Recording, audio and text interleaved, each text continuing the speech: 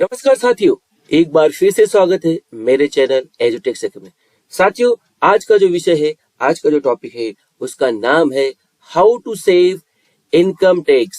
साथियों, अगर आप वेतन कमाते हैं और हर वर्ष यानी प्रतिवर्ष आपके वेतन से इनकम टैक्स कट जाता है, तो उस इनकम टैक्स को बचाने के लिए किस प्रकार का उपाय करना चाहिए, कौन कौन सी ऐसी इन्वेस्टमेंट करना चाहिए, कौन कौन से ऐसे सेक्शंस है जहां पे आप इन्वेस्टमेंट करके जो आपका टैक्स कटता है हर वर्ष, यानी सब ज्यादा से ज्यादा जो आपका टैक्स कट जाता है उसको आप आसानी से क्या कर सकते हैं, बचा सकते हैं।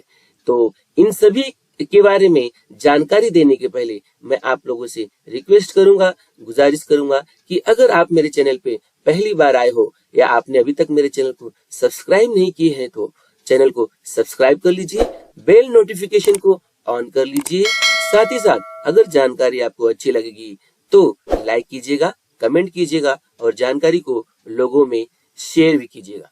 तो मित्रों, चलते हैं और प्राप्त करते हैं आज एक नई जानकारी। साथियों, जैसा कि मैंने आपको बताया कि आज का जो टॉपिक है, आज का जो विषय है वो है इनकम टैक्स से संबंधित, यानी आपको इनकम टैक्स यदि ज्यादा कट रहा है, आपके सैलरी से प्रतिवर्ष इनकम टैक्स ज्यादा कट जा रहा है, तो इस इनकम टैक्स को कैसे आप बचा सकते हो। तो उसके लिए हमें सबसे पहले कुछ बेसिक जानकारी लेना अनिवार्य है, जैसे कि हम कहाँ पर इन्वेस्टमेंट करें। तो इन्वेस्टमेंट करें ताकि हमारा जो इनकम टैक्स कटता है वो कम कटे या हम अपने इनकम टैक्स को बचा सके। तो देखिए, कुछ ऐसे सेक्शंस है मित्रों जिसके बारे में बहुत कम लोगों को जानकारी है।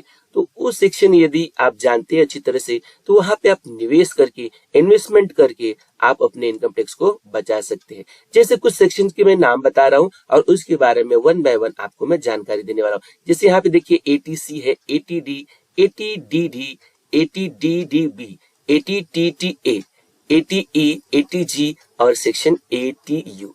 अगर ये सारे सेक्शंस के बारे में, इसके अलावा एक सेक्शन 24B भी होता है, उसके बारे में भी मैं आपको जानकारी देने वाला हूं।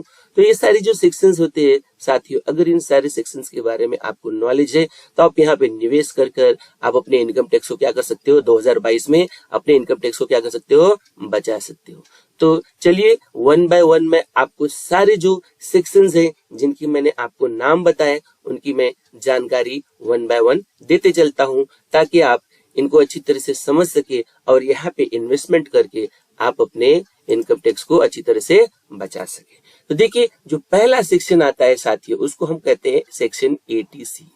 इस सेक्शन एटीसी के अंतर्गत आप क्या कर सकते हैं, इन्वेस्टमेंट कर सकते हैं और इन्वेस्टमेंट करके आप अपने इनकम टैक्स को बचा सकते हैं। तो सबसे पहले आपको ध्यान में रखना है कि ये जो इनकम टैक्स एटीसी का जो सेक्शन होता है, इसमें आप 1.5 लाख रुपए से 1.5 लाख यानी 1.5 लाख रुपए तक आप क्या कर सकते हो, इनकम टैक्स बचा सकते हो। क्योंकि ये जो एटीसी की लिमिट होती है, यानी इसके अंतर्गत आप 1.5 लाख रुपए तक दिखा सकते हो। लेकिन 1.5 लाख रुपए तक दिखाने के लिए आपके पास कौन कौन से पर्याय है, आप कहाँ कहाँ पे इन्वेस्टमेंट करोगे। तो ऐसे कई सेक्शंस है, ऐसे कई जगह है जहाँ पे इन्वेस्टमेंट करके अगर आपका टोटल अमाउंट 1.5 लाख होता है तो आप वो 1.5 लाख ईटीसी के सेक्शन के तहत आप दिखा के छूट प्राप्त कर सकते हो। तो देखिए, जैसे ईपीएफ हुआ, पीपीएफ, पब्लिक प्रोविडेंट फंड हुआ, एलआईसी हुआ, सुकन्या समृद्धि योजना हुआ, NSC, tax saving mutual fund, फिर इसके बाद टैक्स सेविंग एफडी हुआ। ऐसे कई सारे इन्वेस्टमेंट पॉइंट है या निवेश पॉइंट हम बोल सकते हैं, जहां पे आप 1.5 लाख तक की इन्वेस्टमेंट करके या थोड़ी थोड़ी हर एक यहाँ पे थोड़ी थोड़ी पीपीएफ या एलआईसी, सुकन्या समृद्धि, इनमें भी थोड़ी थोड़ी इन्वेस्टमेंट करके आप टोटल अगर आपकी 1.5 लाख इन्वेस्टमेंट बन जाती है तो आप क्या कर सकते हैं, एटीसी के तहत उसको शो कर सकते हैं। ठीक है, तो इसकी लिमिट मैंने आपको बता दी। अब ये सारी जो जानकारी मैं आपको दे रहा हूँ, जैसे सुकन्या समृद्धि योजना है, एनएससी है, नेशनल सेविंग सर्टिफिकेट है, म्यूचुअल फंड होता है, टैक्स सेविंग एफडी होता है, इत्यादि के बारे में आपको मैं एक दूसरी वीडियो में जानकारी दूंगा। लेकिन ये जो सारी चीजें हैं ये आप सेक्शन एटीसी के तहत दिखा सकते हैं। इसके अलावा आपको एक चीज और ध्यान में रखना है कि बच्चों की जो पढ़ाई होती है, कम से कम 2 बच्चों की पढ़ाई के लिए में लगने वाली जो ट्यूशन फीस होती है उसको भी दिखा सकते हो। साथ ही साथ होम लोन की जो किस्त होती है उसमें जो मूलधन रहता है जिसको प्रिंसिपल कहा जाता है, इसके साथ साथ तथा घर के खरीदते समय जो स्टैम्प ड्यूटी और रजिस्ट्रेशन चार्ज लगता है तो उसको भी आप क्या कर सकते हो, ETC के तहत, यानी जिसमें आपको 1.5 लाख की छूट मिलती है उसमें दिखा सकते हो। तो ये सारी जो सेक्शंस मैंने आपको बताए मित्रों, वहां पे आप अगर इन्वेस्टमेंट किए हैं तो आप इन्वेस्टमेंट के जो अमाउंट को दिखाने के लिए आपको सेक्शन 80C का इस्तेमाल करना पड़ेगा। फिर से बताऊंगा कि 80C की जो लिमिट है वो 1.5 लाख रुपए तक है। अब हम लोग बढ़ते हैं अगले सेक्शन की तरफ। अगला सेक्शन क्या है उसमें भी जानकारी प्राप्त कर लेते हैं, ताकि उस सेक्शन के बारे में अगर आपको जानकारी प्राप्त है तो आप क्या कर सकते हैं, उसमें भी इन्वेस्टमेंट करके आप अपने टैक्स को बचा सकते हैं। तो देखिए जो दूसरा सेक्शन आता है उसको हम 80CCD बोलते हैं। अब ये क्या होता है कि जो 80CCD होता है साथियों, ये पेंशन से संबंधित होता है, NPS यानी नेशनल पेंशन सिस्टम से संबंधित होता है। अब यहाँ पे क्या होता है, इसके तहत जो हमारी बेसिक सैलरी रहती है उसका जो 10% तक हम निवेश करते हैं उसको आप 80C से अलग इनकम टैक्स का छूट यानी 80C के अलावा दिखाकर आप क्या कर सकते हो, छूट प्राप्त कर सकते हो, यानी आप इसका लाभ क्या कर सकते हो साथियों, उठा सकते हो। तो इसके अंतर्गत आप अगर नेशनल पेंशन सिस्टम में आप पैसे डालते हो और अपनी बेसिक सैलरी का कितना परसेंट, 10% इस्तेमाल करते हो, डालते हो, तो आप उसको दिखा सकते हो 80CCD के तहत और इनकम टैक्स की छूट भी प्राप्त कर सकते हो। यानी 80C तो अलग ही है जहाँ पे आपको 1.5 लाख मिल ही रहा है, उसके अलावा अगर आप पेंशन में अपने बेसिक सैलरी का 10% वहां पे निवेश कर रहे हैं तो उसके लिए भी आप क्या कर सकते हैं, छूट प्राप्त कर सकते हैं, इनकम टैक्स में दिखा सकते हैं, जिसका सेक्शन क्या रहेगा, 80CCD रहेगा। ठीक है, तो चलिए अगले एक सेक्शन के बारे में मैं आपको बता देता हूँ फटाफट, ताकि आपको उसकी भी जानकारी प्राप्त हो जाए। देखिए मित्रों, अगला जो सेशन है बहुत ही आसान सेशन है, उसके बारे में भी मैं आपको थोड़ा सा बता देता हूँ। जैसे सेक्शन 24B है। अभी ये सेक्शन किसके लिए है मित्रों, जिन्होंने होम लोन लिया है, जिन्होंने घर खरीदा है, फ्लैट खरीदा है, उनके लिए है। ये सेक्शन उनके लिए होता है, अगर उन्होंने लिया है तो उनके लिए ये सेक्शन बहुत उपयोगी है और इस सेक्शन का इस्तेमाल करके वो अपने काफी सारे टैक्स को बचा सकते हैं।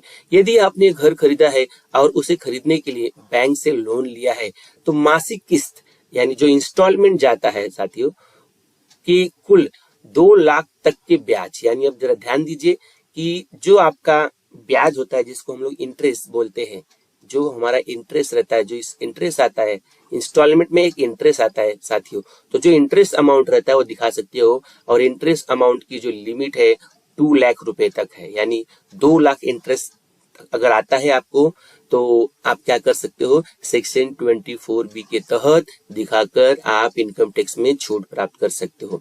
इनकम टैक्स की छूट आसानी से मिल सकती है। इसके अलावा अगर घर की मरम्मत करने के लिए, देखिए अगर आपने घर खरीदा है और आपको जो मासिक किस्त है यानी जो इंस्टॉलमेंट आ रहा है 2 लाख रुपए तक आ रहा है या उससे कम आ रहा है तो 2 लाख रुपए तक आप तो शो कर सकते हो। इसके साथ ही साथ यदि आपने घर की मरम्मत के लिए 30,000 रुपए तक की मदद की ली है यानी लोन लिया है तो इस अमाउंट को भी आप क्या कर सकते हो, 24B के तहत दिखा के इनकम टैक्स में छूट प्राप्त कर सकते हो। तो यानी 24B जो है साथियों उसके अंतर्गत आप 2 काम कर सकते हो। पहला काम था आपकी जो मासिक किस्त आ रही है, जो इंस्टॉलमेंट आ रहा है, उसका जो इंटरेस्ट यानी ब्याज होता है 2 लाख रुपए तक का अगर आता है तो दिखा दीजिए, और अगर आपने घर की मरम्मत के लिए 30,000 रुपए तक का भी बैंक से लोन लिया है तो उस अमाउंट को भी सेक्शन 24B के तहत आप शो करवा सकते हो, दिखा सकते हो। चलिए एक अगली इन्वेस्टमेंट के बारे में थोड़ा आपको मैं बता देता हूँ। काफी सारी इन्वेस्टमेंट है, अगर इन इन्वेस्टमेंट में आप ध्यान देते हैं तो डेफिनेटली मैं बोलना चाहूंगा कि आपका जो इनकम टैक्स है उसमें जरूर आपको छूट मिलने वाली है। देखिए अभी यहाँ पे जो अगला सेक्शन मैं बताऊंगा साथियों वो है सेक्शन 80D, जो मेडिक्लेम के नाम से फेमस है। जो किसके नाम से फेमस है, मेडिक्लेम। तो मेडिक्लेम के बारे में बहुत सारे साथियों को अच्छी तरह से जानकारी होगी, लेकिन थोड़ा मैं आपको क्लियर करना चाहूंगा कि ये सेक्शन कैसे डिवाइड है। सबसे पहले इस सेक्शन के अंतर्गत आप खुद, पति पत्नी और बच्चों, अगर इनके नाम पे आपने हेल्थ इंश्योरेंस लिया है, मेडिक्लेम लिया है, तो उसमें चुकाए जाने वाले जो आप प्रीमियम भरते हो, हफ्ता भरते हो, टोटल अमाउंट मतलब कितने तक का आप इसमें शो करा सकते हो, टोटल 25,000 रुपए तक का। इसमें आप टोटल 25,000 रुपए तक की लिमिट है कि अमाउंट को सेक्शन 80D में दिखा सकते हो। तो और इसके साथ इतना अमाउंट दिखा के आप इनकम टैक्स में क्या कर सकते हो, छूट प्राप्त कर सकते हो। मतलब आपको 25,000 तक रुपए तक दिखाने का मतलब आपको परमिशन मिलता है, आपको इसका अधिकार है, और भी आप सेक्शन 80D में दिखा सकते हो।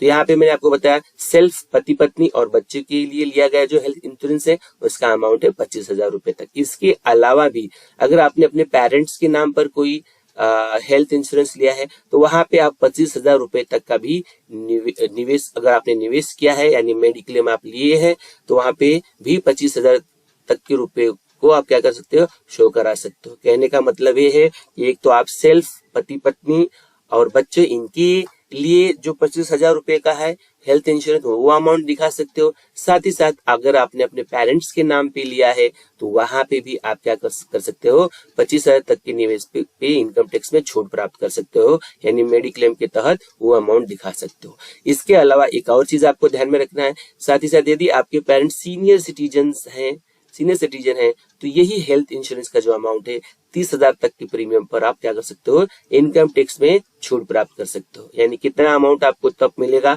आप 30,000 तक का अमाउंट शो करा सकते हो 80D के तहत।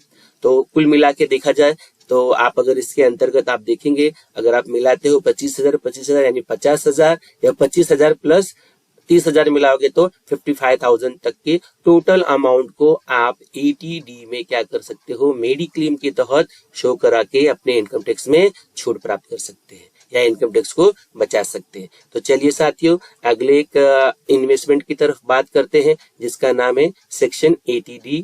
यहाँ पे भी इसके बारे में भी मैं आपको जानकारी देता हूँ। देखिए, जो सेक्शन 80DD है, इसके पहले हमने सेक्शन 80D पढ़ा। ये जो सेक्शन 80D है, इस सेक्शन ये आश्रित के लिए रहता है, डिपेंडेंट के लिए रहता है। और डिपेंडेंट क्या रहना चाहिए, विकलांग व्यक्ति होना चाहिए। अब इसके अंतर्गत देख लीजिए, और उसके लिए जो भी चिकित्सा, जो भी खर्च आता है, उसके दवाई के लिए जो भी खर्च आता है उसकी से संबंधित होता है। आश्रित में क्या हो सकता है, जीवन साथी, बच्चे, पेरेंट्स, भाई या बहन, इनका समावेश किया जाता है। यदि आश्रित व्यक्ति की, अब इसमें क्या है कि जो विकलांगता है, जो हैंडीकैप, यहाँ पे हमें विकलांगता का जो परसेंटेज देखना पड़ता है। अगर वो 40% है तो टैक्स बचत करने के लिए आपको 75,000 तक रुपए दिखा सकते हो। यानी अगर विकलांग जो व्यक्ति है उसके ऊपर खर्चा जो भी जा रहा है और उसका जो परसेंटेज है, उनको एक सर्टिफिकेट प्रोवाइड होता है, वहां पे लिखा गया रहता है कि कितना परसेंटेज का जो व्यक्ति कितने परसेंट विकलांग है, तो उसके हिसाब से आप 75,000 रुपए तक का खर्च दिखा सकते हो। और उसी के साथ साथ एक बात और ध्यान में रखना है कि अगर ये परसेंटेज और बढ़ जाता है तो यहाँ पे देख लीजिए, अगर यही जो परसेंटेज हमने बताया यानी विकलांगता परसेंटेज जो है, फीस जो प्रतिशत है, यह 80% तक पहुंच जाता है तो टैक्स बचत करने के लिए मित्रों आप 1,25,000 तक का अमाउंट इस मेडिकल खर्च के द्वारा दिखा सकते हैं और इनकम टैक्स में छूट प्राप्त कर सकते हैं। तो आपको इसके पहले हमने पढ़ाया 80DD, ठीक है। तो इसमें मैंने आपको जानकारी दे दी है, तो इसके बारे में भी आपने समझ लिया होगा। यहाँ पे भी अगर कोई ऐसी केस बनती है तो आप क्या कर सकते हो, और जो भी मेडिकल खर्च होते हैं वो आप ध्यान में रखना है कि वो विकलांगता कितनी परसेंटेज की है, 40% है कि 80%, उसके अनुसार आप वो अमाउंट दिखाकर इनकम टैक्स में छूट प्राप्त कर सकते हैं। तो देखिए, आते हैं, बढ़ते हैं एक अगले सेक्शन की तरफ, जहाँ पे आपको उसके बारे में भी जानकारी ले लीजिए, जिसका नाम है सेक्शन 80DDB। ध्यान दीजिए, सेक्शन 80DDB। अभी इसके अंतर्गत क्या है, इसमें बड़ी बीमारियों का समावेश, जैसे बड़ी बीमारियां होती है कैंसर, किडनी, हार्ट से रिलेटेड ऐसी कोई बीमारी पे खर्च किया गया है, व्यक्ति ने खर्च किया है, तो ये किसके लिए, खुद या आश्रित व्यक्ति दोनों के लिए है, जिनकी उम्र क्या हो, 60 साल से कम हो। एज क्राइटेरिया 60 साल से कम हो। तो बीमारी के इलाज में, कौन सी बीमारी, जैसे कैंसर, किडनी या हार्ट से रिलेटेड कोई भी बीमारी है तो उसके इलाज के लिए वो 40,000 तक का खर्च इनकम टैक्स में दिखा सकते हैं और छूट का लाभ प्राप्त कर सकते हैं। और यदि व्यक्ति की उम्र 60 से 80 साल के बीच में है तो इस तरह की बीमारी के लिए आप कितना, 60,000 तक का खर्च दिखा के इनकम टैक्स में क्या कर सकते हैं, छूट प्राप्त कर सकते हैं। और अगर व्यक्ति सुपर सीनियर सिटीजन है तो ऐसे केस में आपको क्या करना पड़ेगा, उसको कितने रुपए का लाभ मिलेगा, 80,000 तक के अमाउंट को वो इस सेक्शन में दिखा के, यानी कौन से सेक्शन में मित्रों, सेक्शन 80 DDB में दिखाकर इनकम टैक्स में लाभ प्राप्त कर सकता है। अब देखिए यहाँ पे मैंने आपको क्या क्या बताया। खुद या आश्रित व्यक्ति के लिए 60 साल से कम है तो 40,000 रुपए तक का खर्च, ठीक है। और यदि उम्र 60 साल से 80 के बीच में है तो 60,000 रुपए तक खर्च दिखा सकते हैं। और यदि सुपर सीनियर सिटीजनशिप की बात आती है तो 80,000 तक रुपए का आप खर्च कौन से सेक्शन में दिखा सकते हो, सेक्शन 80 DDB के तहत दिखा सकते हो। तो चलिए मित्रों, मैं अगले सेक्शन में लेके चलता हूँ, जल्दी जल्दी आपको सारी जानकारी देता हूँ। देखिए अगला जो सेक्शन है साथियों वो है सेक्शन 80U। अभी ये सेक्शन क्या कहता है, इसके अंतर्गत हमें क्या ध्यान देना है। देखिए इसके अंतर्गत आप देख सकते हैं जो सेक्शन 80U है यह खुद के लिए होता है। यह इसके अंतर्गत आप खुद विकलांग हो, सेल्फ हैंडीकैप जिसको बोलते हैं, और वो जो परसेंटेज है, जैसे समझो 40% आप विकलांग है तो आपको इनकम टैक्स में छूट मिल सकती है। ध्यान रहे कि इसमें 80U और सेक्शन 80D दोनों का लाभ एक साथ आप उठा नहीं सकते हो। फर्क सिर्फ इतना है, यह सेक्शन खुद की विकलांगता से जुड़ा है, जबकि सेक्शन 80D किससे जुड़ा है, आश्रितों से जुड़ा है। देखिए ध्यान दीजिए, और बाकी की जो सारी जानकारी है इसके अंतर्गत वो आप देखेंगे। जो मैंने आपको बताया विकलांगता का जो परसेंटेज होता है 40%, या दूसरा जो मैंने आपको बताया 80%, वो सारी चीजें जो है वो कॉमन है। सेक्शन यू में भी कॉमन है कि 40% की विकलांगता रहेगी तो आप क्या कर सकते हैं, जैसे यहाँ पे 40% की विकलांगता रहेगी तो आपको बताया था मैंने 75,000 तक का अमाउंट शो करवा सकते हैं। और अगर वहीं पे 80% की विकलांगता है तो मैंने आपको बताया कि 1,25,000 तक का अमाउंट क्या करवा सकते हैं, आप क्या करवा सकते हैं, शो करवा सकते हैं, किसमें, सेक्शन यू में। ठीक है, तो साथियों आपने अच्छी तरह से समझ लिया होगा कि जो सेक्शन यू में किस तरह की इन्वेस्टमेंट हम लोग कर सकते हैं। आपको जैसे मैंने 40% के लिए बताया 75,000 और 80% के लिए 1,00,000 आपको 25,000 का अमाउंट सेक्शन यू में दिखा सकते हैं। ठीक है, तो चलिए आगे भी मैं आपको बता देता हूँ, एक और इन्वेस्टमेंट की जानकारी दे देता हूँ।